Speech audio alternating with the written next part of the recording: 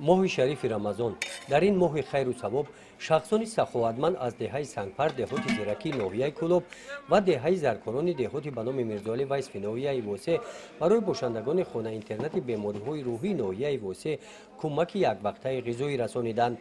در مؤسسه دولتی خانه اینترنت بیماری‌های روحی ناحیه واسع 220 نفر بیماران از همه شهر و ناحیه‌های تاجیکستان از جمله 89 نفر زنان در شرایط خوب زندگی کرده و طبابت فرا گرفته شدند.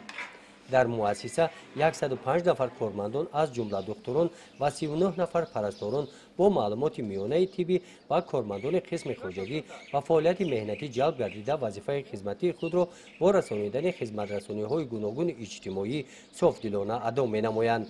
رهبریت مؤسسه برای استراحت و فراغت بیماران شرایط‌های مساعد را فراهم آورده است.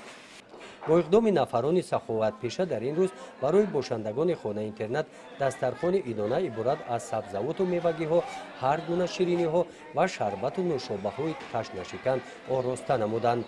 سخاوتمندان با این عمل جوانمردانه‌شان تصمیم گرفتند که من بعد نیز این عمل جوانمردانه را ادامه می‌دهند.